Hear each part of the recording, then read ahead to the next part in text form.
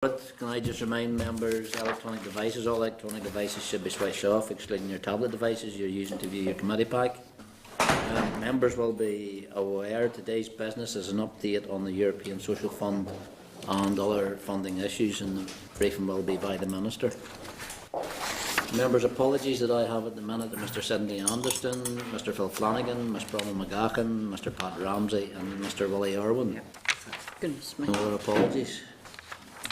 Anybody left? Members, Chairperson's business at page 5 of the committee pack is the committee visit report to Manchester on the 11th and 12th of March 2015 as part of the ongoing inquiry into special education and needs provision in Northern Ireland.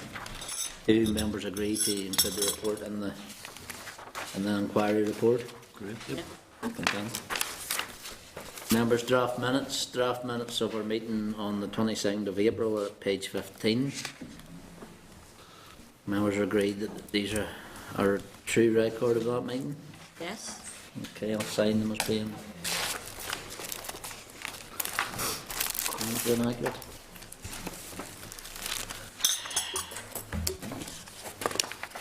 Okay, matters arising is at page 24. Of your pack, members, I have nothing substantive coming out of matters arising. Is any other members anything? Agreed actions as listed then? Okay. Members, moving on, correspondence. Correspondence is at page 29 of your pack and onwards.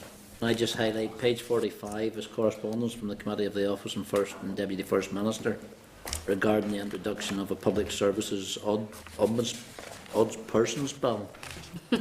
The clerk will prepare a briefing for discussion at a future meeting. Members, in You didn't do that to your nonsense last night. I didn't get around to that. Members' actions as suggested agreed unless to the contrary. Nothing else under correspondence. Members, also then correspondence at page 47 and table are 4 invitations. Members, if you wish to attend any of these events, can you please inform the committee staff who will make the necessary arrangements? Okay, members, draft forward work programmes, page 52 of your pack. The draft forward work programme is scheduled up until the 1st of July 2015, and just to alert members, other briefings may be scheduled as they arise. Members agreed with the forward draft work programme? Yep. Okay, members, moving on to our main item of today's business is a briefing from the Minister, and he should be with us hopefully shortly. Members indicated earlier to deal with the briefing just in 2 sections. If we do BITES and EMA first and then move on to ESF. So, and if you want of your packs, members, at page 55 is the departmental correspondence and the update of ESF 2014-20. Page 60 is departmental correspondence and the update of ESF appeals process. 61 is the letter from Include Youth and the department decision to end Pathways to Success EMA funding. Page 66 is the BITES project, Youth Council Northern Ireland core funding, and tabled at page 20 is the departmental response in relation to delays in the payment of ESF.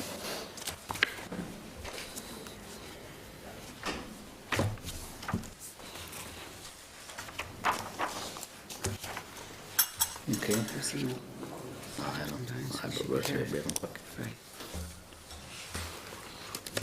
Members, just while we are waiting on the Minister, can I move to agenda item 8? Is there any other business that members wish to raise?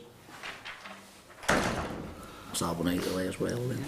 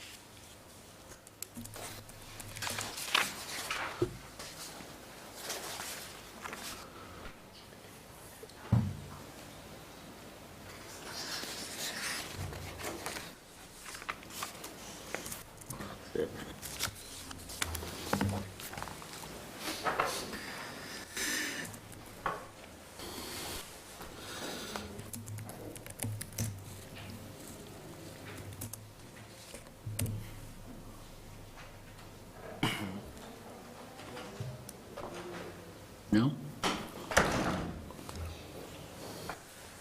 Email it. Stood up. Stood up. Still.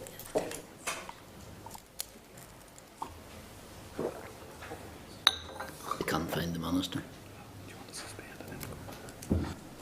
Okay, members, we're still, apparently the minister's not just available to come to us at this minute in time, so members, can I suspend the meeting until the minister makes himself available?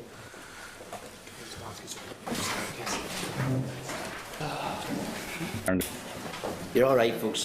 29.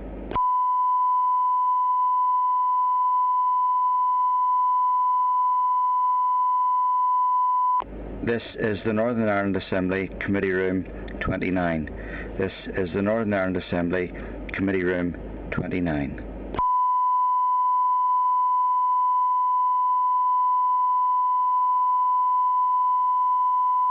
This is the Northern Ireland Assembly Committee Room 29. This is the Northern Ireland Assembly Committee Room 29.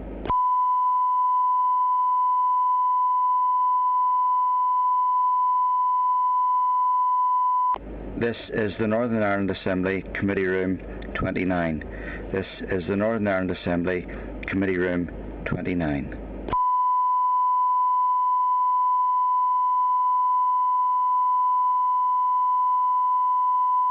This is the Northern Ireland Assembly Committee Room 29.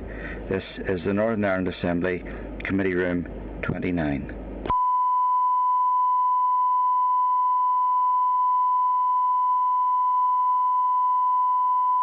This is the Northern Ireland Assembly Committee Room 29. This is the Northern Ireland Assembly Committee Room 29.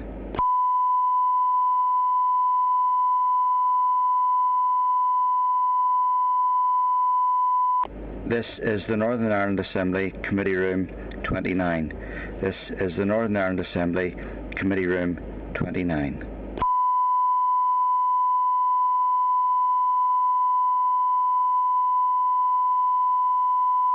This is the Northern Ireland Assembly Committee Room 29.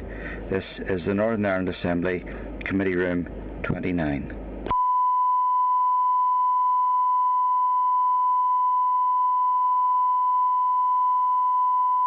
This is the Northern Ireland Assembly Committee Room 29.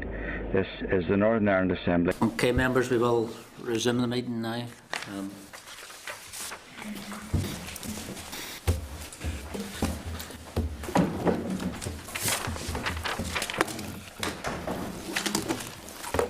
Morning, folks. Can I just welcome Stephen Farry, Minister of Employment and Learning, Derek Bagger, Permanent Secretary, Anna Cousins, Deputy Secretary, and John Noble, Managing Authority, ESF. Minister, thank you for coming along. We did have to suspend there a minute while your officials tried to find you, but you're very welcome here this morning. That's fine. Good to see you for once. You're ahead of schedule. Excellent. Can I just, I think the main issues that we have in front of you today we would like to cover is basically in regard to funded of PITES, Pathways, EMA and then ESF, and we've sort of agreed that if we could cover PITES and Pathways first, Right. and then move on to the ESF, was that agreeable? Yeah. Well. Let me just run through. I'll run through all three issues in terms of opening comments. Then, and Chair, if you want then to guide questions on the first two issues on your mind, first of all, we can then look at the European Social Fund for the latter half of the meeting as such. But let me, in terms of the initial remarks, focus on the European Social Fund, because obviously that's by far the greatest footprint in terms of resourcing. We are pleased to announce that the process is now concluded in relation to the decision-making process around allocations. I think it's also important to put in context that we are talking about what is a bigger pot of money for Northern Ireland under this particular round than has been the case in the past. So obviously, in part due to what's happening elsewhere in terms of public sector spending, that there is more pressure on the European Social Fund than has been the case in the past as well, which is reflected in the fact that we're 1.8 times oversubscribed. Committee will be aware that we announced the bulk of the allocations on the 26th of March, and that amounted to project value of around £110 million. We were pleased that that was determined several days in advance of the end of the year, so we met our own targets in terms of the vast bulk of what we wanted to put across. At that stage, there were 65 projects that were announced.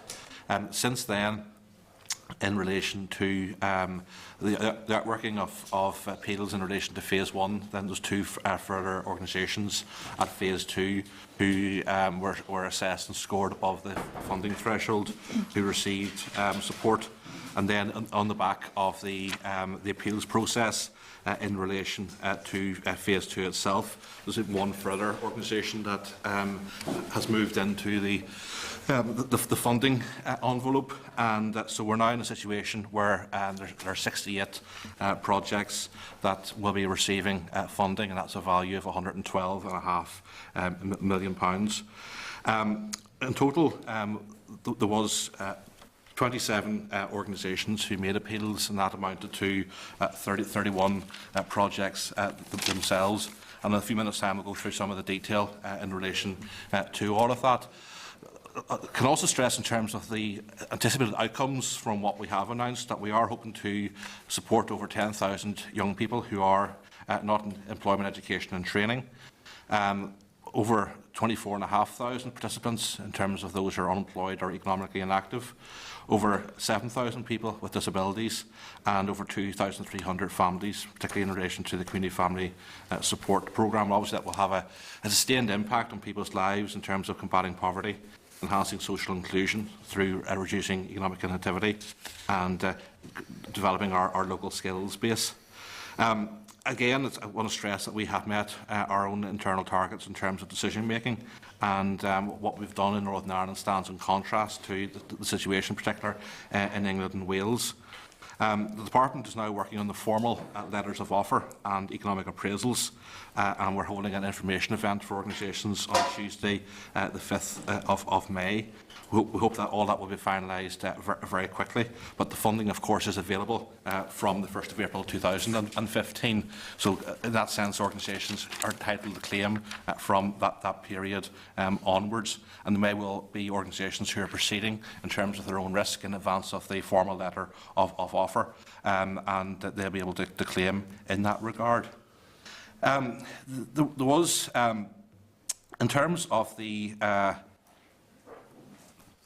actual funding threshold, there's some concern and confusion around how we make decisions in this regard. In the guidance notes, we said that the threshold was set at a score of 115 out of a maximum of 170, but we're also clear that not every organisation that passed that threshold was going to get to be funded, given that we were heavily oversubscribed in terms of resources. So there will be a number of organisations who are in advance of the funding threshold, so in that sense they have a good programme, but due to pressures on resources, we're not able to resource those.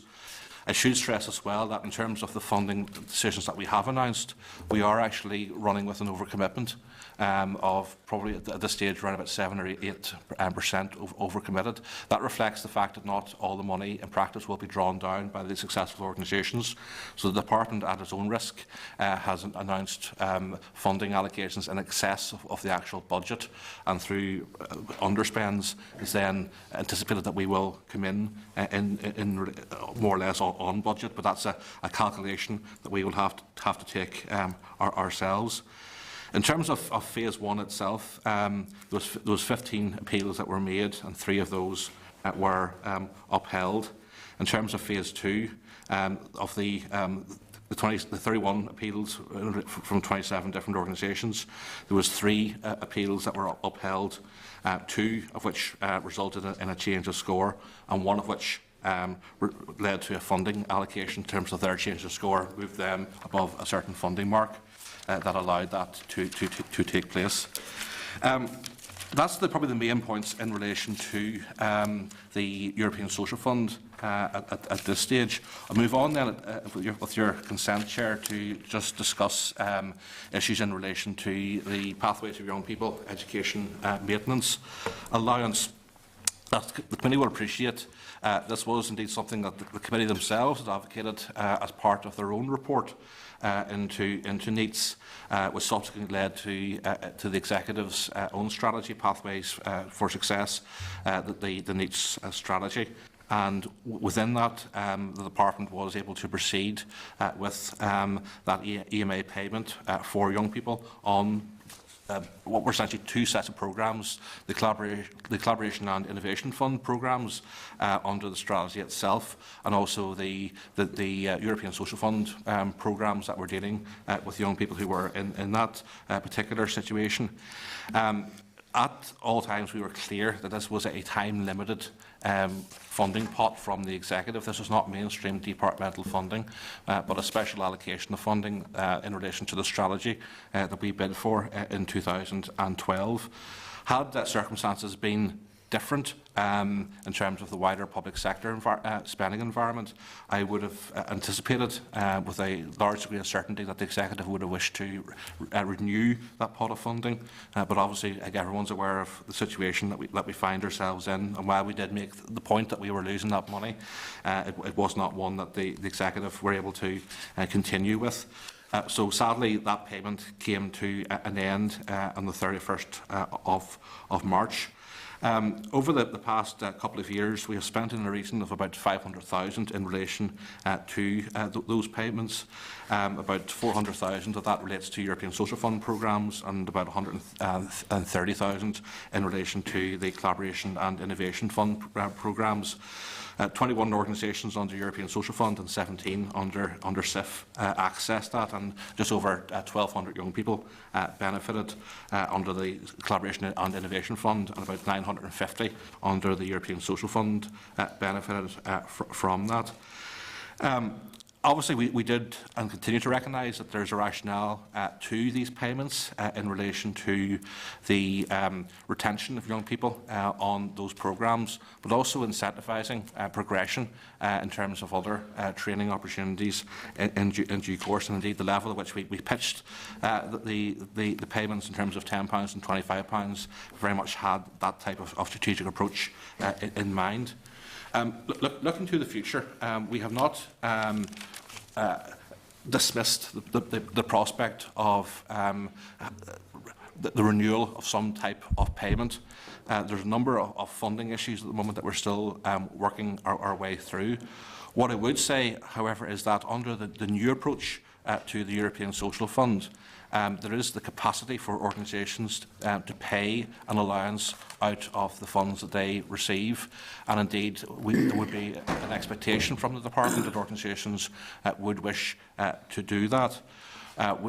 Nonetheless, we're also taking a look to see whether there are measures we can take to support the recipients of the European Social Fund in doing that. But that's an area where we do need to give further exploration, and it also will be governed by the availability of resources within the Department. As you appreciate, things are incredibly tight now on the back of the most recent budget from the Executive. The final issue that you've asked us to raise with you today relates to the BITES. This is a project that dates back to 1993, and it follows on from a visit from the then Department of Education to the United States, and it's very much geared around engaging young people through the use of ICT. And in many respects, it has been a forerunner to many of the programmes that we're now funding through the European Social Fund and have been through the Pathways for Success strategy. The initial funding was through Making Belfast Work, and then that was transferred to the Department of Education, and then it was transferred from the department itself to one of its own arm's length bodies, the Youth Council of Northern Ireland, in 2010. The funding of the Youth Council has, in essence, been mirrored by that of my own department. For example, the Youth Council has funded the BITES project to the tune of £220,000 per year, and again my department has matched that. There was a review of that funding in 2012, and at that stage the Youth Council determined to continue that for a further 2 years, but also that there was an understanding that there would be the development of a sustainability strategy in relation to that programme. BITES itself has been unsuccessful in terms of its bid towards the European Social Fund. So the project that had been directly supported by the fund up until the end of March, Youth Connect, is no longer continuing in that regard.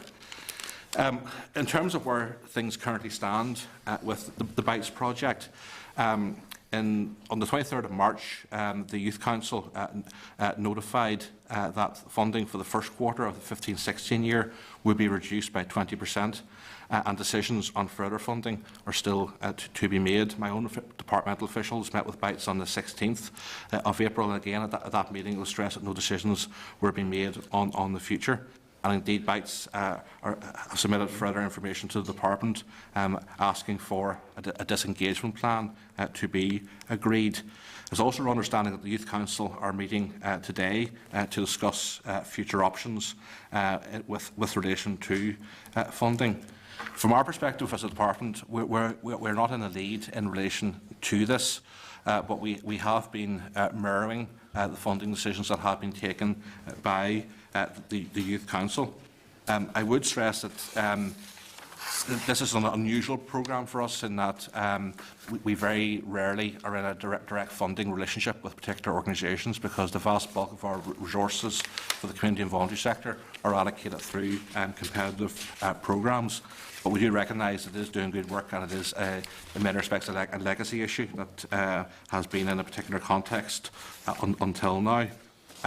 So we will see what emerges from the meeting today, and what the future holds for the organisation on the back of that, and how we perhaps do end up in a process of managed disengagement. That said, there will be fresh funding opportunities coming up beyond the European Social Fund. Members will be aware, and indeed did a briefing on it last week, in relation to the economic and activity strategy. And also, we're moving ahead for this year with the pilot programmes in relation to United Youth, but it is anticipated that United Youth will be mainstreamed from April 2016 onwards, and indeed work is advanced in that regard. So hopefully, Chair, that covers the three funding issues that are out there, and we're happy now to take questions, and you're familiar with the full team that we have here today. Okay, thank you, Minister. Members, as I said earlier, just deal with Pathways EMA and the BITES first in the first round of questions. In regards to Pathways EMA, if I start there, Minister, what warning was given to the organisations and the individuals that funding would be withdrawn? Well, there wasn't a warning per se, but it has always been understood that this is a time-limited pot of money, and indeed all correspondence and letters of offer in relation to the funds have made clear that this funding expired at the end of March. And it's been clear for quite some time that the particular funding package that we had in relation to the delivery of the Pathways for Success strategy has not been renewed. So while there wasn't a specific warning as such, no organisation can actually legitimately claim that they didn't understand that this was a time-limited intervention. And was that being communicated to the young people who were actually making use of the money? Well, that's not for the department to communicate. That's for the organisations themselves who are claiming it from the department and then allocate it to the young people who run their projects. Okay. In your interview, I think it was with Blair Anderson from Ballymena, who was receiving the money. It was in Good Morning Ulster a couple of weeks ago. You said very clearly that this issue was still live and still on your desk.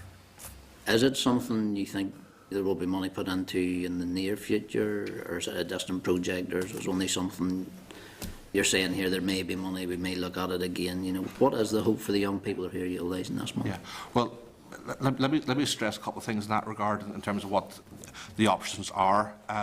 First of all, to be clear that there is scope within the European Social Fund allocations themselves for EMA-type payments to be paid to young people who are participating within that. So that's not an opportunity, and indeed we would expect that organisations receiving those payments from the European Social Fund would be allocating a training allowance to young people. That does make a degree of sense, and indeed some organisations have done that in the past from their own resources as well. Within our own budgets outside of the Pacific European Social Fund budget, there may be some scope for us giving some support in that regard, but we need to see the full picture over the coming weeks as to what our pressures are going to be in practice around the match funding for the European Social Fund. Organisations, in terms of the recipients of the European Social Fund, have through to the end of June to secure their match funding. So we're still in a situation of uncertainty as to exactly how that's going to work out, because you appreciate that beyond the pressures that my own department finds itself on, everywhere else in the public sector is under huge pressure, and we are aware of problems with match funding emerging for organisations. So we need to see what the picture is going to be in that regard before we see the full picture in terms of our own ability to be supportive in that regard. Anything that we do perhaps over the next year, I think, to be fair, would probably be on an interim basis, because potentially we're looking at a game changer coming down the line with the United Youth Programme, which, as members will appreciate, is a combination of employability interventions and good relations and volunteering interventions. Now, obviously, with young people who are not in education, employment and training, the European Social Fund programmes will be major players in that regard. We don't want to see a situation where we have duplicate strands of people who are neat working through the European Social Fund programmes while we have a parallel programme called United Youth, which is also putting demands or looking to work with young people who are disengaged or marginalised from the labour market. So we need to see how we bring those things together.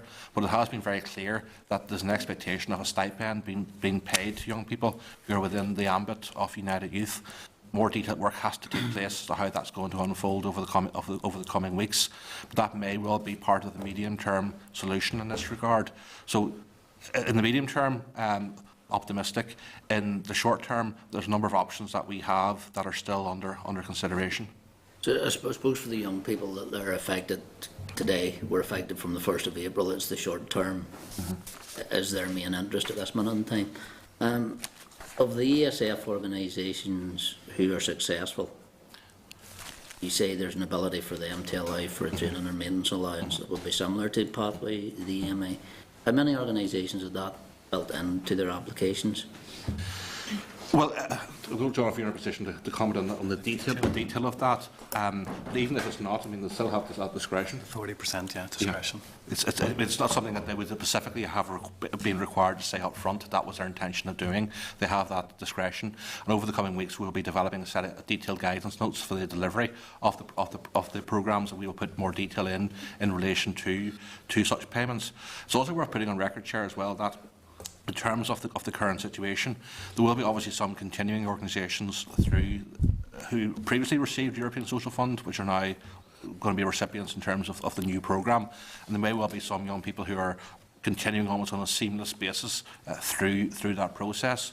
In many other instances, there will be a situation where, with projects naturally coming to an end at the end of March due to the end of that round of funding, and other projects then coming online and taking a little bit of time to get themselves ramped up, that the pressure at present may be somewhat less than it would be at a few months' time from now. And that's not to diminish the situation as some people will find it, but we are mindful that we're part of a process here of transition from one round of European Social Fund to the next. But hopefully within the next few weeks we will give more detailed guidance around how our organisations can directly support young people from their own resources that we have now allocated to them.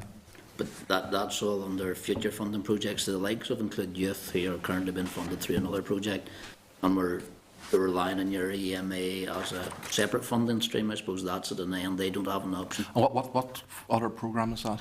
I don't know. You know, the Include Youth money that was being used. Include Youth was using EMA money. Pathways to Pathways to Success. Yeah, but that funding stream has stopped. Yes, the The collaboration. only way there could be future Pathways EMA money is under another project, under another scheme. Well, we had two main pots of funding under which the Alliance was being paid. The first was the Collaboration and Innovation Fund. Now that itself, in line with the payments themselves, were part of the funding package from the Executive, which came to an end at the end of March this year. And then in parallel with that, it was the European Social Fund programmes, and that funding round came to an end as well at the end of March. The Collaboration and Innovation Fund, sadly, is not being renewed because we simply don't have the resources. There may well have been a migration of some of those programmes in terms of bids to the current round of the European Social Fund, but the only programme that we have live in terms of funding stream is through the European Social Fund. And there may well be some projects where there's been almost a seamless transition from either a CIF project or an outgoing European Social Fund programme into the new round of European Social Fund. That would be the only context in which this conversation is relevant. Okay, so it's not there. In regards then to BITES, and I suppose what we were getting, the number of the committee members met with BITES in regard, 22 years of funding doing the project ICT, which is one of your key aims as Minister to improve ICTs, dealing with the specific needs pocket in regard to developing that issue. Is it the unusual circumstance of BITES, the fact that they were core funded by the department, that made them a target for you? Well, I think I would reject the term a target. I mean, we have not in any shape or form targeted the BITES programme. I explained in terms of my opening comments the context in which we've reached the point where we are today, and that this is very much a legacy funding commitment from the department, but it's not one where we are the lead in terms of the policy. This is something that where the Youth Council is in the lead, but the department has been matching the funding that the Youth Council has been giving towards BITES. BITES is very clearly an innovative project and was very much a forerunner of a lot of work that's currently being conducted today. What they do is of huge value, but what also a host of other organisations do as well is of huge value. We now have a wide range of organisations who are working in terms of marginalised and vulnerable young people. Now, they're not all the same. They have different approaches that they bring to the table. They will have different abilities to catch different cohorts of young people. But the context where we find ourselves today is based around decisions that are being taken by the Youth Council, where in essence the department is the junior party, and we are mirroring what is happening elsewhere in terms of funding decisions that are being taken. But, sure, Minister, I think one of the things that came as a surprise to the organisation was the 20% reduction from the Youth Council funding. They were expecting a 20% reduction in departmental funding as well to match that. If you were, in your words, saying mirroring, Yes. what was there? I think it came as a complete shock when you removed. Yes, but there's a misunderstanding here, Chair. Let me just be very clear. The department has not taken any decisions in relation to BITES. Now, if people are saying that, they are reporting the situation incorrectly or they pick things up incorrectly. We are mirroring what has been done in terms of the Youth Council. But there is, as we sit here today, there is massive uncertainty in relation to that, because what the Youth Council have said is a standalone commitment for 1 quarter of the current financial year, which amounts to I think 44,000, which we're matching. So no decisions have been taken by the department as such, but we are waiting to see what happens today in terms of the deliberations that the Youth Council are going to be having.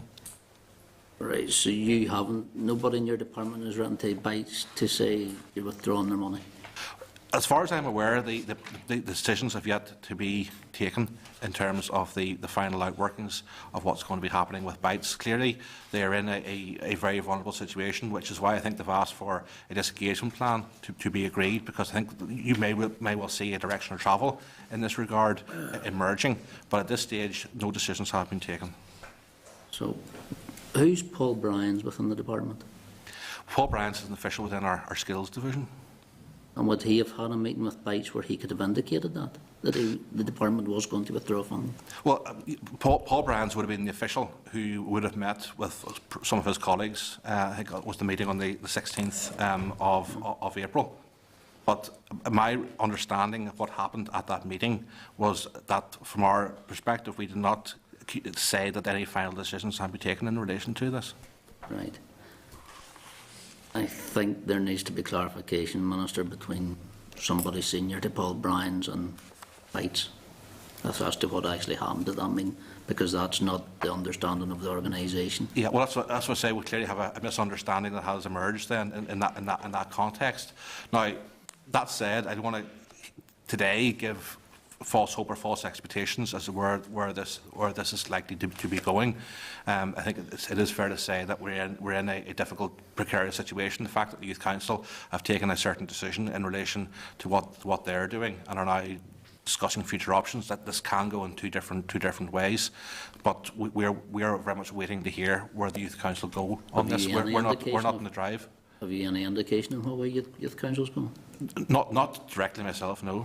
No, not at this stage, Chair. But as the Minister said, there's a meeting taking place, we understand, today between the Youth Council and BITES, so we might have more clarity after Right. today. So if I'm completely brutal about this, if Youth Council pull out, the department walk out?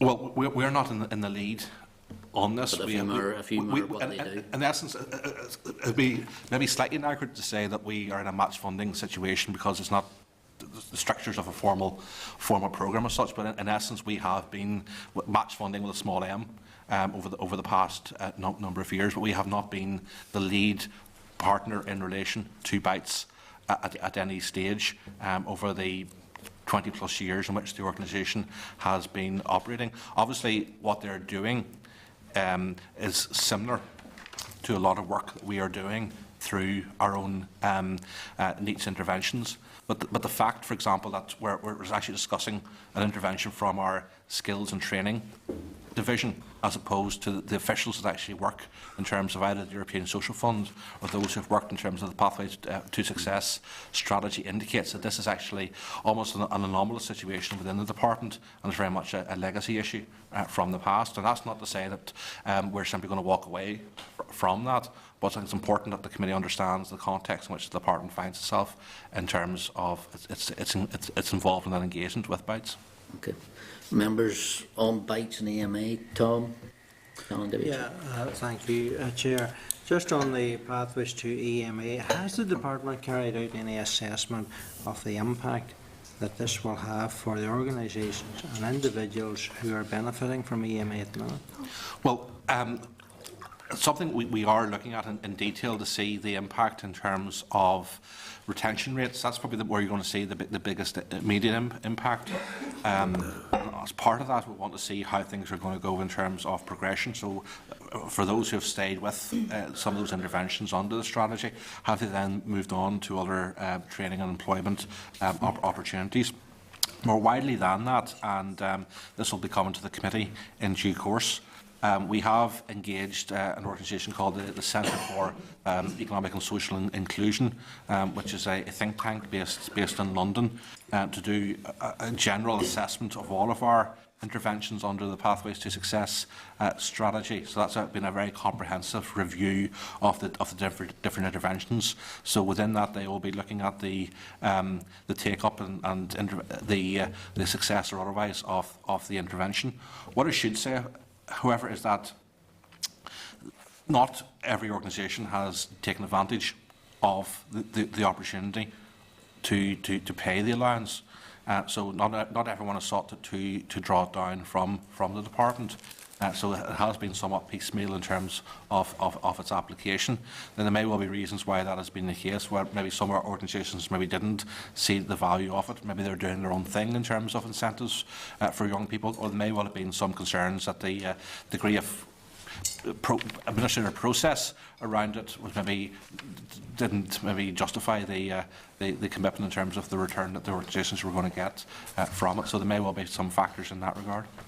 Well, on your assessment or following that you're looking at the minute, if you find that it's going to have a big impact on retention rates, what do you propose to do? Well, at this is, Tom, I mean, as I said at the outset, I mean, first of all, it is our expectation that organisations in receipt of the European Social Fund, which are now almost the exclusive players with respect to engagement with marginalised and vulnerable young people, will be paying an allowance, and they have that discretion in terms of the money that's coming under the European Social Fund. And indeed, within guidance that we'll be shortly issuing, we'll be stressing that it is our expectation that that's something that they will do. So that resource is there. Now, it's for the organisations themselves to really manage the delivery of the targets they've set out in terms of their own bids, their successful bids to the European Social Fund. So it's almost built in that if this is something that's integral to success, and obviously the retention of young people is integral to success, then there's a natural incentive to be paying out some type of allowance in that regard. Further to that, subject to what happens in relation to other budget pressures, particularly around match funding over the coming weeks, we will see how we can be of further support in that regard around an allowance. Okay. With regard to BITES, you do recognise and acknowledge the excellent work that has been carried out by BITES over the last 22 years. And again, you know, as a committee, and I know the Chair has questioned you fairly thoroughly on this, but as a committee, what reassurance can we give to BITES that the department simply aren't going to just axe the funding completely, bring the axe down on it in a sense? Because what you are saying to us, that no decision has been made toward BITES, if I picked you up correctly this morning, and therefore if no decision has been made on the funding that the department's given to BITES, and there's an uncertainty there at the moment, what reassurance can the committee give to them then that obviously if the department's going to reduce their funding, or if they're going to cut it off completely, as was the understanding that maybe some people within BITES really had, can the department give us some reassurance that if that's the way they're going to go, then that there'll be some type of an exit strategy that will be agreed with the group, rather than simply just saying, well, too bad, we're just going to cut the funding from now? Well, it's probably 3 points I would make on that. I mean, first of all, we're going to be largely governed by what happens with the Youth Council, because we're not in the lead on this. Secondly, yes, I mean, that's something that BITES themselves have raised with us. They've called it a disengagement strategy. However, there may well be other funding opportunities down the line, particularly with United Youth from 2016 onwards. So we still have some work to get that finalised over the coming weeks and months ahead of the next financial year, but we're moving ahead with the pilot projects during this current financial year, and you'll be aware there is some funding available under the Change Fund to allow that to happen. But it also begs the question, Tom, that if the Youth Council was to disinvest, and if the committee was urging us to fund them on a standalone basis, as to how you would want that to be justified, because I'm conscious we've been through a competitive process under the European Social Fund. Now, we have funded a number of very good projects in terms of the NEETs subsection of the European Social Fund. There were other projects that were unsuccessful in their applications. Some passed the threshold. So we have to be mindful that there's a wider set of organisations out there, and we need to ensure that we are taking decisions that are fair to everyone. Yeah, but I think what you also need to be mindful of is that BITES is catering for a section of young people that are very, very hard to reach young people. young people that are probably maybe below the threshold of what the other programs that you people are, that the department are running. And this is where, this is a section of young people perhaps maybe that's slipping through the net and that are not being catered for. And therefore, on that basis, and given the fact that the department has been funding, this funding has been on for a number of years and there's been no real difficulties, why then the sudden change? Well, to be clear, there's not a sudden change from us. We are in the hands of what the Youth Council are doing. So, I mean, decisions around the suddenness or otherwise of what's happening are best directed through the Education Minister as the sponsoring Minister and Department of the Youth Council itself. And I am prepared to accept that the BITES project itself is delivering a very particular intervention, and they will have a particular cohort of young people that they target. But I wouldn't say that they are reaching areas that other interventions aren't reaching. I mean, the purpose of what we're the neat substrand of the European Social Fund is that we are empowering the community and voluntary sector to do similar work. In terms of engaging with the most marginalised and vulnerable young people. I'm not sure we can say that any one particular organisation is drilling any deeper than another, but they all have their different approaches that are particular to the organisations themselves. Yeah, well, I think on this issue, as the Chair has already alluded to, there needs to be some type of a meeting between officials within the department and the organisations, obviously, to clarify and clear up any ambiguity that there appears. Well, that will definitely be happening. We can give you an assurance on that. Okay, thanks, Tom. David? Thanks, Chair, and thank you, Minister, for coming on and giving us some clarification on some of the issues. Indeed, the questions from the Chair and the Vice Chair have been particularly helpful.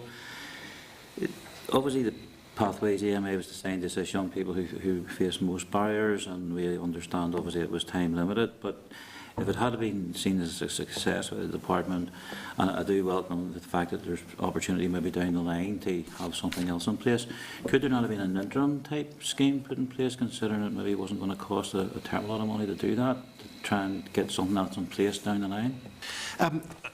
In theory, yes, but I think we have to take decisions in the round in terms of all of the other pressures that we're coming under as a department. I mean, I don't need to re-rehearse the scale of the cuts that we're facing and the impact that that's having right across the board. Clearly within that, we have a strategic imperative to A, support the economy, but B, to support those who are most vulnerable. And I do think that we are, as far as we can with the resources available to us, abiding by both of those objectives. We are seeing what we can do in terms of interventions to, in essence, preserve large aspects of the interventions that we did get the pot of funding for. We did ask for that to be continued. Realistically, that was going to be an uphill struggle given what was happening with the wider public expenditure context. But if you look at, for example, the Collaboration and Innovation Fund, obviously we couldn't repeat that funding stream. Some of those organisations may well have then migrated and made applications under the European Social Fund. We've had the very successful Community Family Support intervention, which has transformed families. That's about trying to prevent people falling out of the system through better family dynamics and working with families in that regard. There's been a small substrand of the European Social Fund that has allowed us to continue the Community Family Support programme aspect. You appreciate we made an announcement in relation to some funding for the continuity of the NEETS Forum, which has been a very successful means by which we have engaged the community and voluntary sector and also young people in terms of policy making and indeed some delivery in relation to this. We have an option under the European Social Fund to allow continuation of payments. So in that sense there is some degree of an interim measure, and we are looking to see now what we can do whenever we see the final budget picture to supplement that in some way. Okay, thank you. And Chair, like yourself and the Vice Chair also, and I can stretch into the ESFA issues as well, there does just seem to be some problem with communication down the line from top to bottom, because if you go by the communications and correspondence that we've been receiving, there does seem to be a general misunderstanding out there on a number of these issues before us today. Good. Fra? Sure, thank you. And usually at this stage of a meeting, most of the questions have been asked, but I think it's interesting because I think a number of times that you've came here with officials, and we do take on board that we're living in difficult times, but there are ways of doing things that could not only deal with the difficulties that these funding arrangements have, but could actually bring community organisations or structures or people that apply through it. And that is sitting down with them saying, as of such a date, we're in a position that we're not going to be able to take EMA. Because there are a lot of people, especially when they're making funding applications, did not feature that in the general funding cycle. Most organisations live on a cocktail of funding where they get a large amount of money and they get other pieces of money to build that up. And if one part of that falls, then it has a direct impact on the ability of the group to take it through. And I think and maybe I'm simplifying it, but I think that if people sat down at an early stage in this whole process and says this will be the consequences of not doing it, because many groups that have came here said, as David has said, that the big problem is how this is communicated. The likes of Bates, when we had met them, had said that they got a letter just saying that the departmental funding was being cut. I understand what you're saying is that it may rest with the final decision may rest with the Youth Council, but the fact that the department has corresponded this to the group could have a knock-on effect on the decision made by another organisation and impact on the group thing. But if somebody that sat down with the group had already offered the opportunity to go through a disengagement process, all this may have been avoided. And because I think what you're saying this morning, Minister, and what the group is saying are two completely different things. And I think that people can be taken through this here. So I think at an early stage in all these processes, that it may be better to sit down with the group, explain the processes and the difficulties that may pose. And I hope that as a result of some of the stuff that has went on over the past number of months, that the department will sit down, review their processes, and hopefully come up with a better way of communicating with organisations and structures. And the strange thing about it is that the two groups that members have spoken about this morning, which include youth and Bates, are the people that deal with young people at the extremes of what we have talked about at this committee for many, many years. And I know in terms of Bates and some of the areas that they have helped in communities to try to deal with the scourge of suicide. I know that in the Polglass area they have been fairly effective when they're dealing with it. And the impact that the decision that seemed to have been made is having community waste is seen as detrimental to the future well-being of young people in that area. But I think also in terms of include youth, and it goes back to what I said earlier on, of in terms of EMA funding, if somebody that sat and says, look, this is coming to an end, how do we progress this? Now, my understanding is that there was an underspend in terms of EMA, so that may have left money there to take you through the interim period that people were waiting on the possibility of new funding coming through. Was that considered? And if so, why was it not considered? Because it could have dealt with some of the problems that there was there. Well, just two points in response to all of that. I mean, first of all, we're always willing to learn lessons in relation to communication, and while things to our minds may always be very clear, and we're not dissembling in terms of the reality around some of the funding allocations that we make, in the sense that we are always clear as to the time-limited nature of the funding that's presented. At times, people may settle into a particular way of being in relation to those resources, so we maybe do need to be more proactive in terms of reminding people that things are coming to an end. I've said in relation to Tom specifically that there was an issue of some piecemeal drawdown of the allowance itself, so that was not universal in that regard. But in terms of your final point, I mean, we cannot move money from one financial year to another. That's not possible under departmental or DFP executive rules, more to the point. So that's not an option to us. We have to spend the money in year.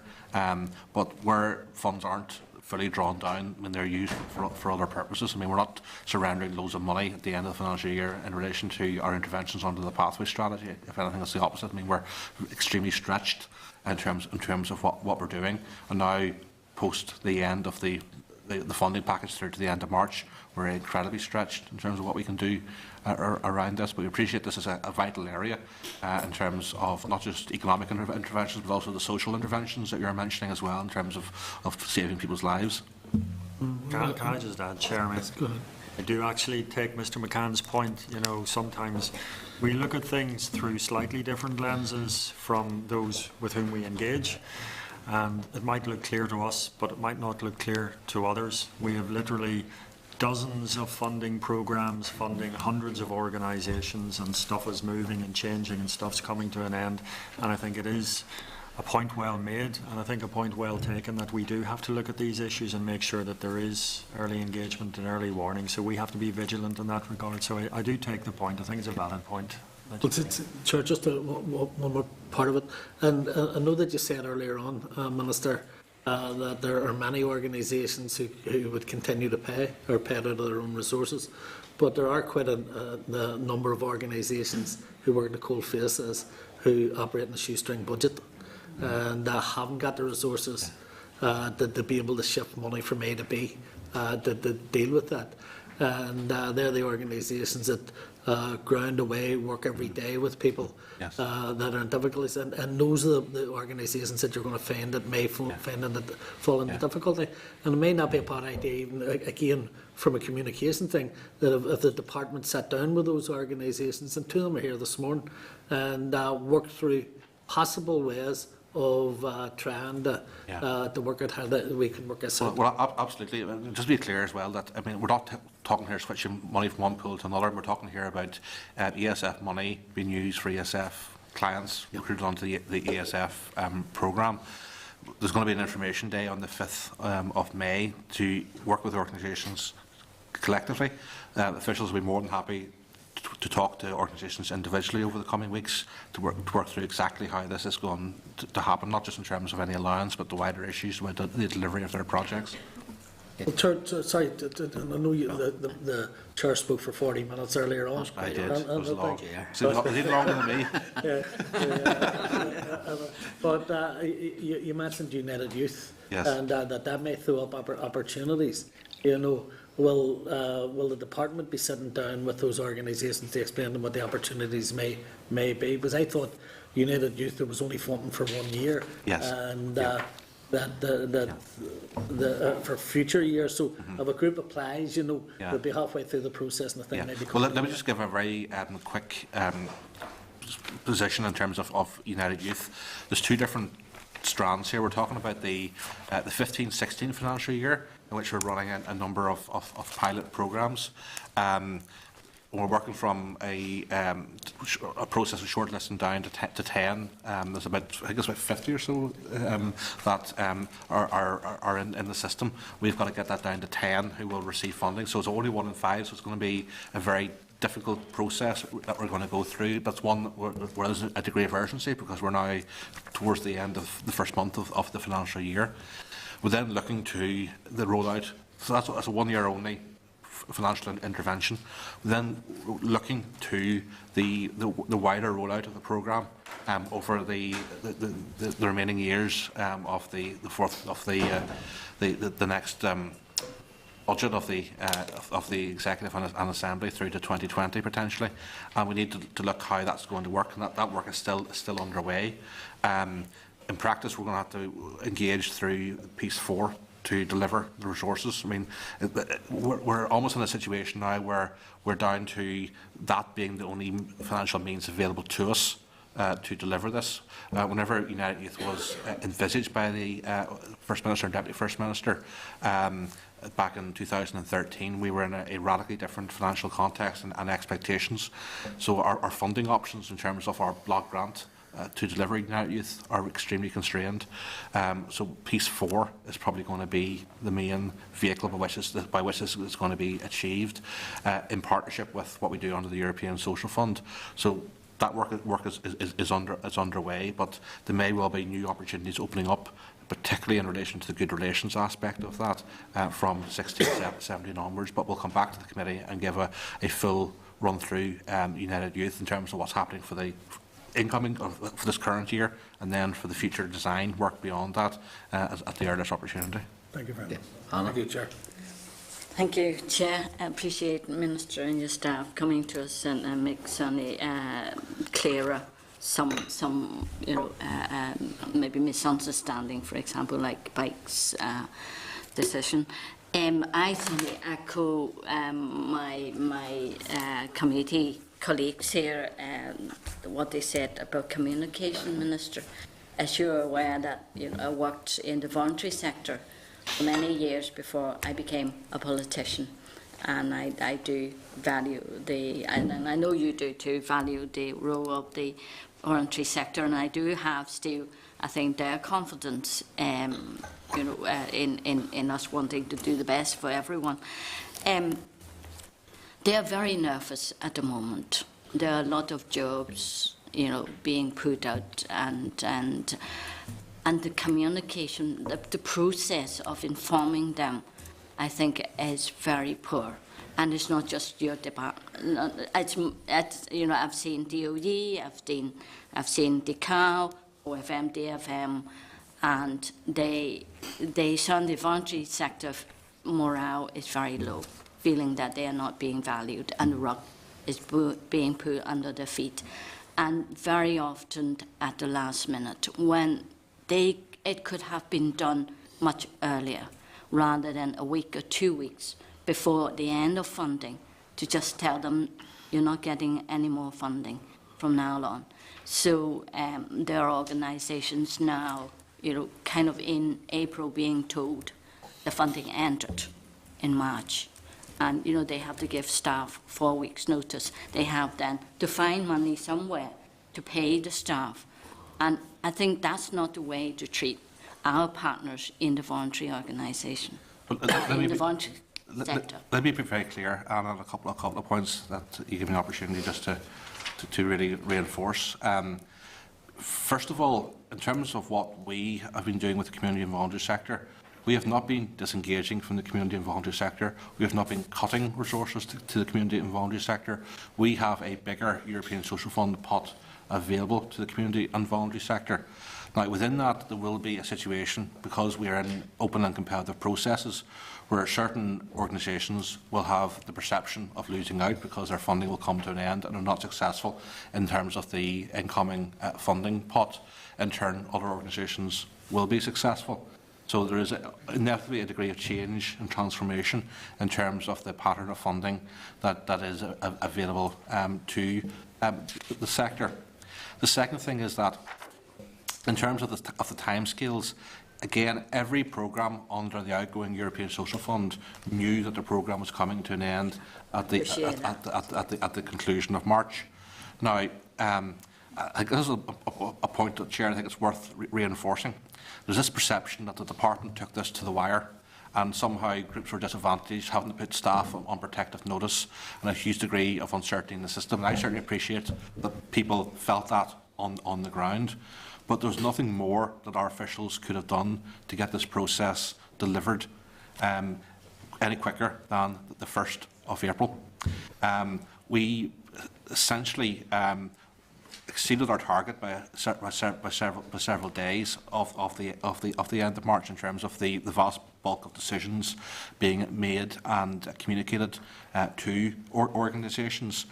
The fact that we have actually managed to have continuity from the outgoing European Social Fund to the incoming Social Fund is actually a huge tribute to the officials and all those who worked in terms of the assessment process in relation to the European Social Fund.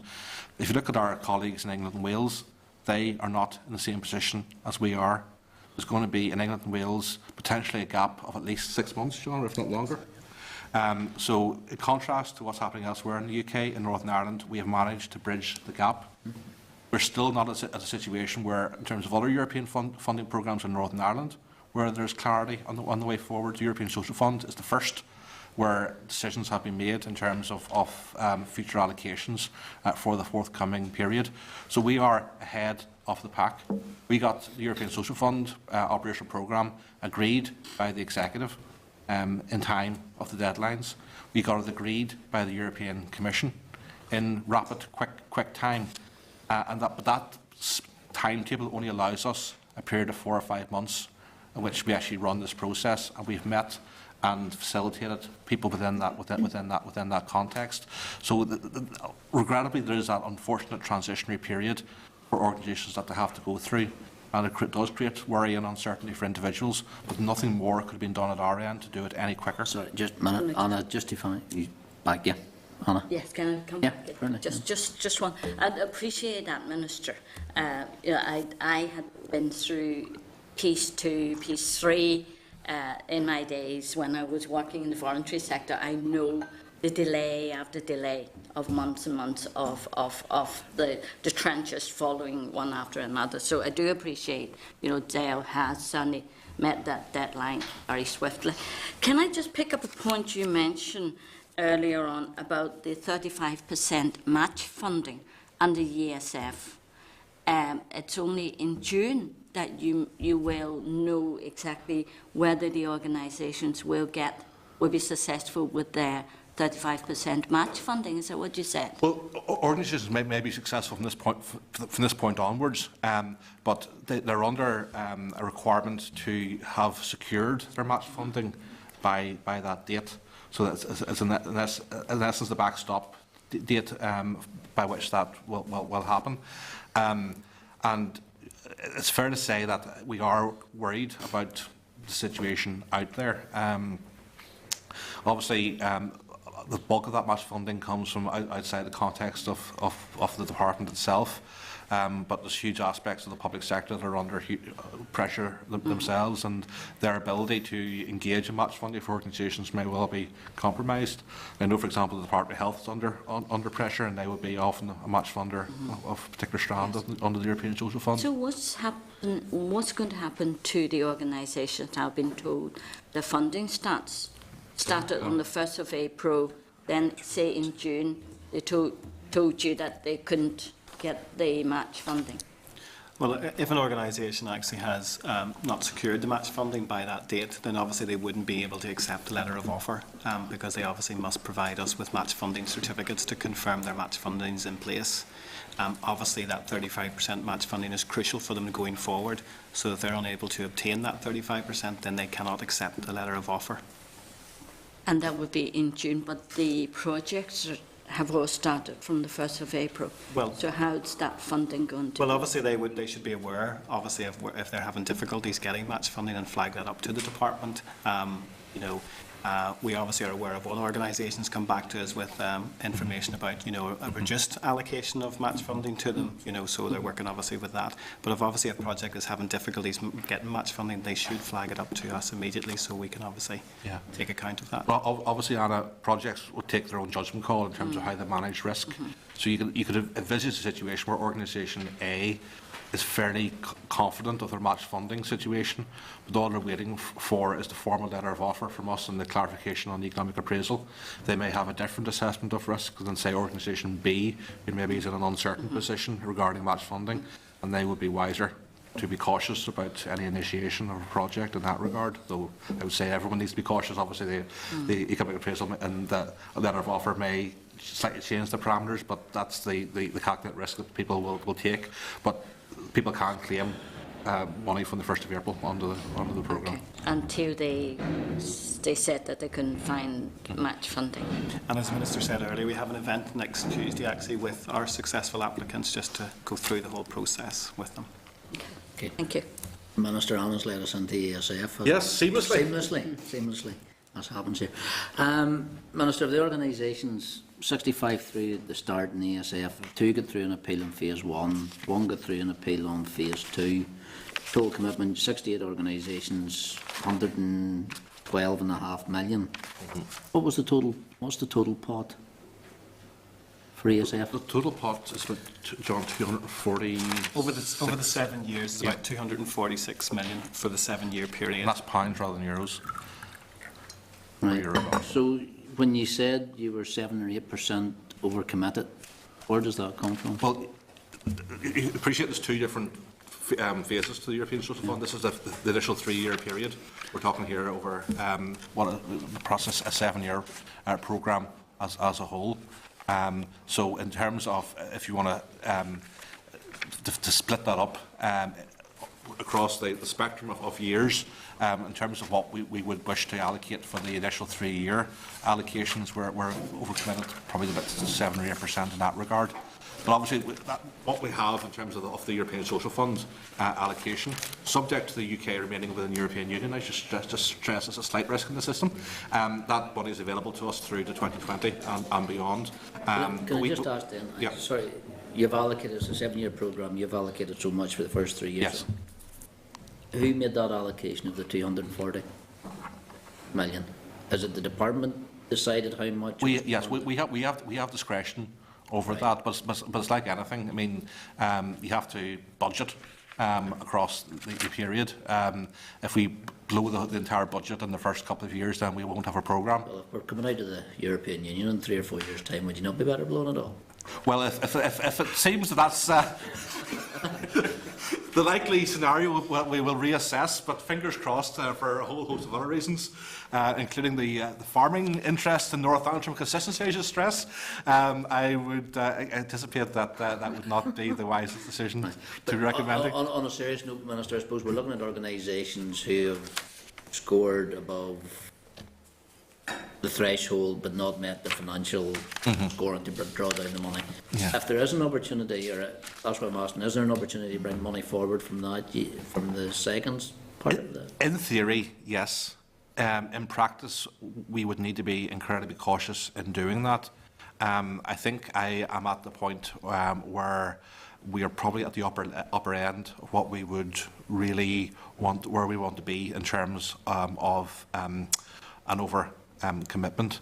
I don't know if Derek, you want to come in as a accounting officer, because we're on your head, the brief budgets and this sort of thing. I must say, Chair, I was very nervous about your suggestion about going up front and let devil take the hindmost. Yeah, I mean, the initial 112.5 million, I suppose in crude terms, that's 3/7 of the money available, so we will have another call for projects, and that decision was taken up front.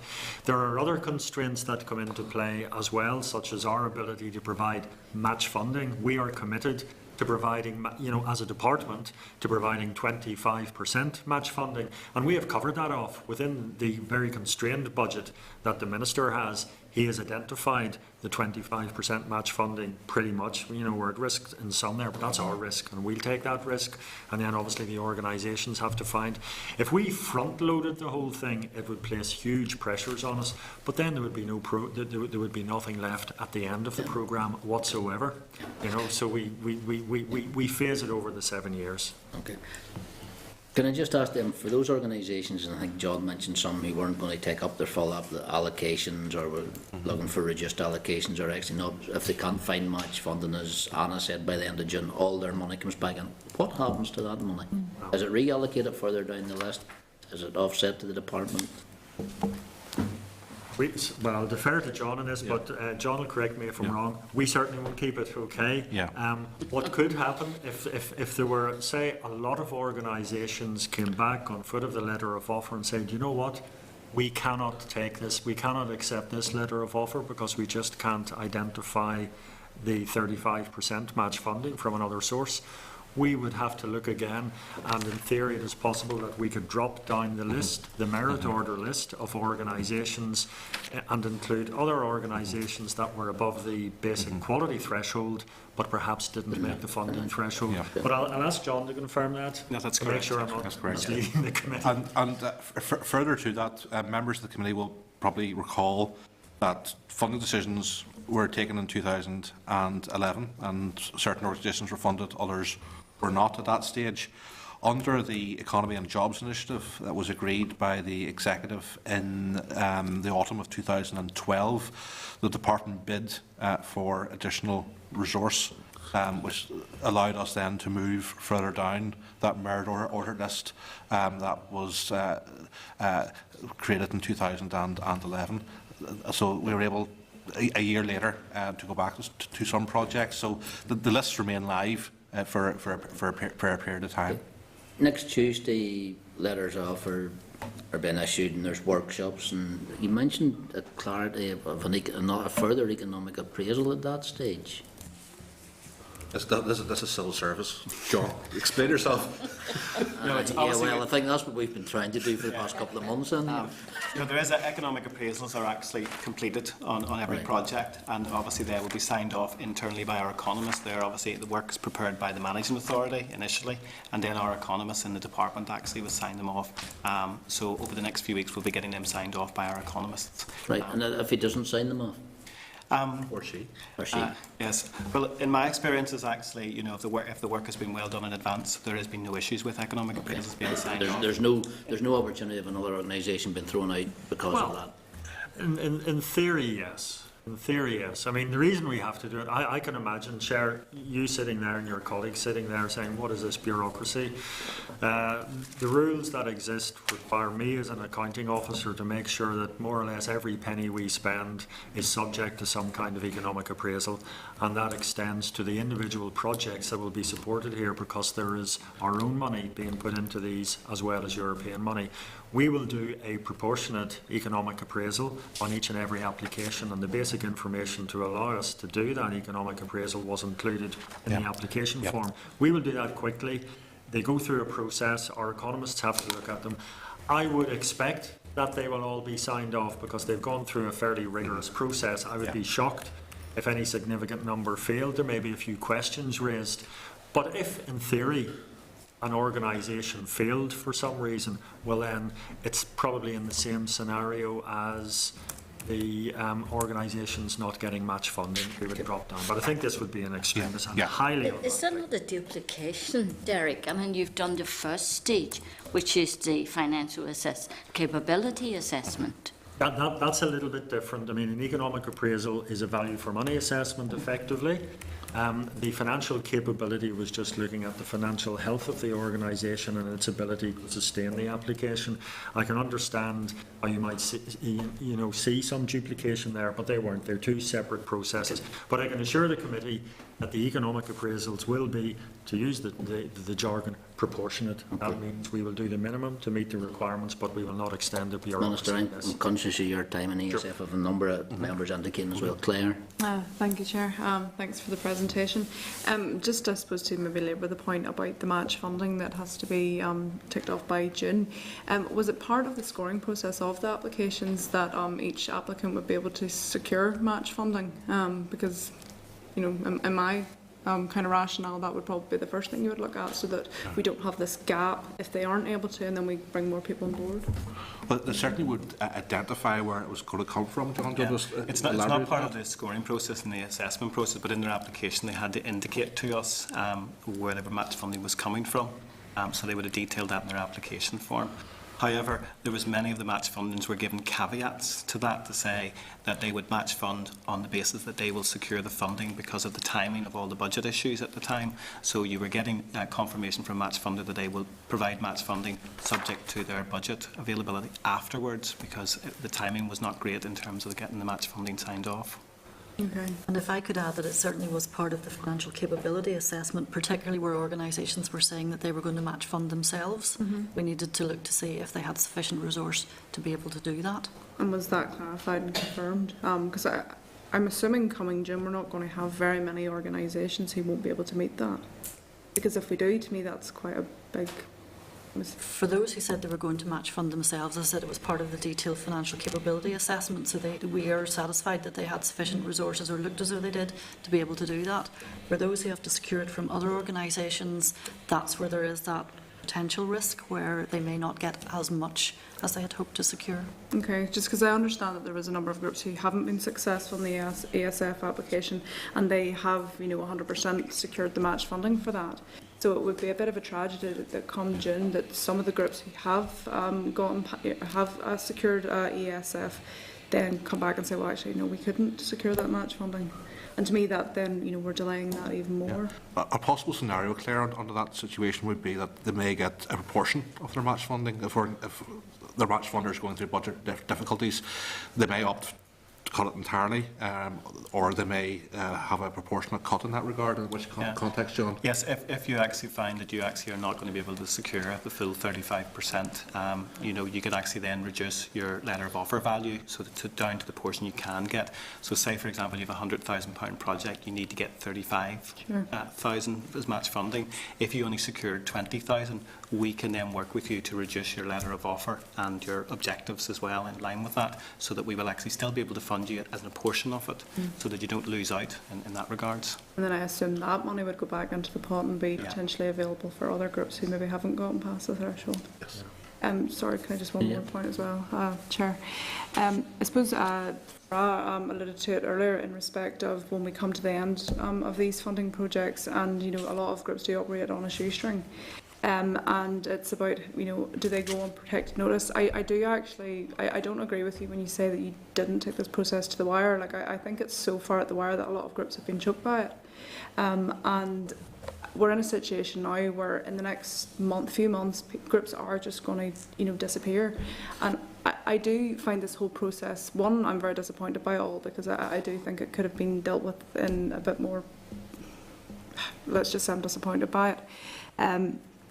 And I don't even want to call it a clinical approach was taken, because I actually think it was quite a mess.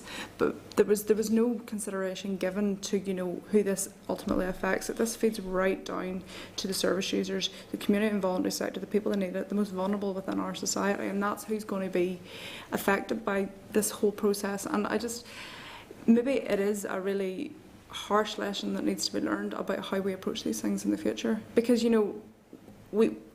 these funding pots are fantastic and they do help a lot of people, but then they do eventually come to an end.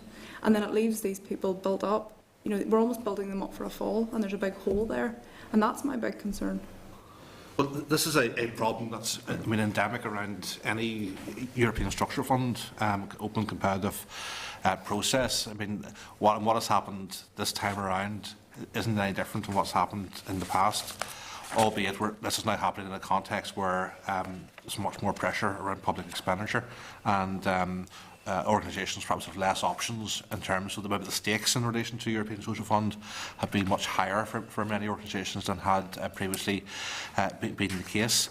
However, I'm at a loss as to how you're proposing we would have done this differently in terms of timescales. We only had our operational programme signed off by the Commission, I think it was 12th of December, and that was quick. We were one of the first programmes signed off by the Commission right across the entire European Union in relation to this. So we have been driving this very aggressively. Now, I appreciate there's been a particular issue that has arisen around the management accounts and potential ambiguity that organisations felt in that regard, and we intervened to correct that. Now, that would give you the impression that that intervention cost us time, and that was the reason why, in the end, we made announcements at the end of March. But our original timetable was still taking us towards the end of March, right up to almost the beginning of April, for taking decisions. On the back of what happened with the management accounts, we then compressed the timetable very tight to accommodate the lost time in that regard. So we caught up on ourselves, but that involved a lot of hours, and I think it's worth me putting on record my thanks and appreciation to John and indeed all of the staff in the management authority, the managing authority of the European Social Fund, for the very long hours that they've been putting in over the past number of weeks to get us where we are today. Let me stress, this has not been a 9 to 5 Monday to Friday operation for people. They have actually really pushed themselves to the limits to get where we are today. Now, that said, we still have what is a wider problem, which is not particular to the European Social Fund. that is worth reflecting upon, and it may well be that we need to have collective discussions across, whether it's the executive or indeed in the assembly. Is there a better way of doing this? But in terms of where we find ourselves, I don't believe we could have done this any differently or any quicker. Yeah, just to respond to that. Yes, no, I agree. It is a wider problem, but I think because it's been acknowledged that this has happened time and time again, we should have learned from it by now. But that's something as an executive you need to sort out. In respect of the ESS application, I appreciate there was a beginning and an end, and you stuck to that. But my problem is all the disjointed deadlines and unexpected deadlines that happened in between. And I think individually that has really hit some of these groups quite hard, and I do think moving forward that needs to be a serious thing that we need to look at. Yeah, but what you're saying there is, if we had stuck to the letter of what was said in terms of deadlines and the application process, we would actually have a perverse outcome today. And so the fact that we did in practice show a degree of flexibility, and we adjusted in light of what was happening on the ground, has allowed us to actually ensure we've delivered a successful outcome. Because, to put it in very crude terms, if we had a vast number of organisations that were originally ruled out in terms of phase 1. I think it was 68. At one stage, 66 organisations went through. If we now reflect on the fact that we're currently recognising 68 different projects, that is in excess of the number of organisations that were originally going through in phase 1. So if we had not intervened to correct that ambiguity at the time, then we wouldn't be where we are today. Chair, I think my criticism comes more from the fact that the process itself was flawed, and I think there was a lot of lessons that you do need to learn from that. I'm not being picky about deadlines. I'm saying that it was because of the process that we had to have all these intermittent deadlines, and I think moving forward we really do need to look at this, because for me, I look how this affects people on the ground, as I said earlier, and there's a lot of groups devastated by all of this. But with respect, I mean, you can't leave a term like flawed hanging there without spelling out in what way was it flawed. Well, I think the previous committee meetings that we've had on the issue, clearly highlights how it was flawed. The fact that we had to go back and look again at applications because some people felt that it wasn't fair because of the conversations that some civil servants had that was inappropriate. I could go into this, but I think we've already laboured these points. Well, I mean, I actually do wish you would go into it, because if you're saying that civil servants have had inappropriate conversations, that's a word you've very deliberately used and placed on the record. We would utterly refute that any inappropriate conversations or behaviour took place by any civil servant in relation to any organisation. The people may have construed things, misperceived things, but there was no evidence to back any of that up. And so if you want to insinuate that there is something there, please put it on the record and allow us to address it. Maybe I'll come back to that. Because I think we have Hansard that says that these criticisms were made, so I don't think I'm saying this out of, I don't think this is a comment that's in thin air on my own. No, you're saying that there was inappropriate behaviour by a civil servant. Minister, please back that up. Minister, I think where Claire is highlighting, and I think it has been raising this on the record in the past, where some organisations were hearing that other organisations had received information and received emails that they hadn't, and it was communications. Yeah. And I think, I'm not putting words into Claire mouth, but the inappropriateness, I think, is in regard to not all organisations being treated equally or fairly in regard to communications and timelines of communications, and we have raised that in the past with you. But Tom, Deputy Chair. Yeah, very briefly, Chair.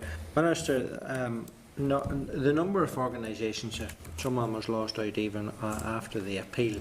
And you'll appreciate that some of these organisations are sore about this simply because of what they had been delivering, and now they seem to be left in the lurch, if you like. Is there any way forward for them?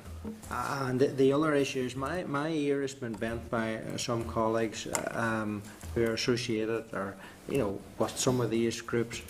They're coming to them and they're saying we've lost out, is there anything we can do? Is there any scope for a meeting with any members of your department on any of these issues? Now that the process is concluded, I mean, we are content to meet with organisations to discuss the process, outcomes of process. We can't revisit decisions that have been taken. And I think it's important to stress that we've had an open and competitive process. And I appreciate that organisations will contact members and will make their views known, and members will wish to convey that to the department. But it is worth stressing that if that is a line that people want to go down and to go into bat for particular organisations, in essence, that is basically suggesting that somehow that they are of more or greater merit than the organisations that have received funding. I'm satisfied that we've run a competitive process, and it's important that decisions are based upon fair, open, objective, transparent criteria. And unfortunately, some organisations will be successful, others will be successful but not be at the threshold from which we can give funding, and others will be unsuccessful. People have had the opportunity to have an appeal, and those appeals have been heard, and we've relayed today the impact of those appeals in terms of organisations. With 2 organisations that moved within the scoring framework. One move wasn't sufficient to bring them into the funding envelope, for another it did. But that is the process, and it's been clear from the very early guidance notes around all of this. Okay. Anna? No. You're okay? Fra? No. David? All right. Minister, can I ask, of the one organisation that was brought back and following the appeal on the second phase, can you give us the reason? Was it procedural? Was it scoring? Was it additional information? Sorry, The organisation that was brought back in on the phase 2 appeal? Well, basically they appeal, and the appeal is in essence a review of the reasonableness or otherwise of the scoring that was taking place. And in that context, the original panel would look at it again, and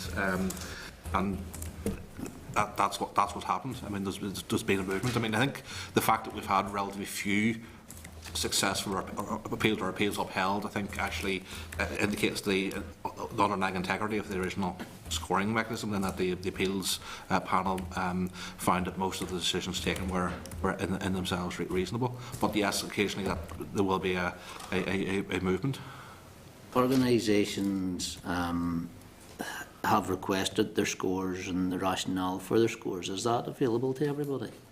I think, I stand to be corrected, but we can give an organisation their score, but we cannot release the overall scoring matrix and the league table of organisations due to both commercial sensitivities and also data protection, because we don't want to go down the road of indicating where people have been unsuccessful. If people wish to communicate that through other means, that's their affair. But as government, we don't want to be in a situation of going, here's the winner. If an organisation asks for its score, it will receive the scoring sheet with the rationale as to why it received that score. If anybody actually, when they got their letter, actually they could have requested their assessment scoring sheet along with their overall score. And does that give notes as to why the scoring panel? It gives notes, and there's an indication in that assessment panel scoring of the panel's actually notes on why they've actually given that score. So that's available to everybody? That's available to I'll have no everybody. organisations coming back to me, John, and saying, no, it was we offered didn't get scores, we didn't get It was offered notes. to every person, every organisation that applied and got a letter, they were Right. offered that. But they can still apply. Oh yes, they can ask for it again if they haven't. Okay. Yes, That's all right, thank you. almost indefinitely. Yes. Minister, I'm aware you'd said 11:30, so You're okay. One more final question. one more final question. Can you give us an update then on the Bites project after you meet?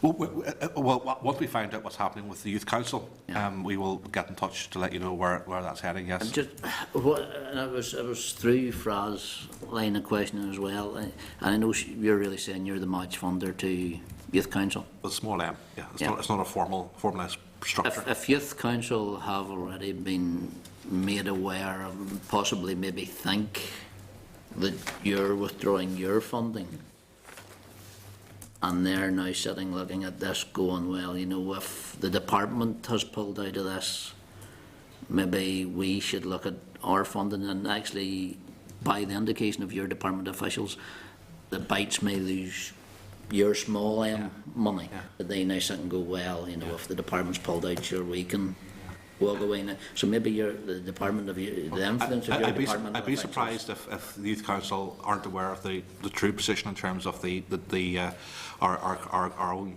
current departmental thinking on the issue, but we'll double check on that particular point. Okay, that's all right.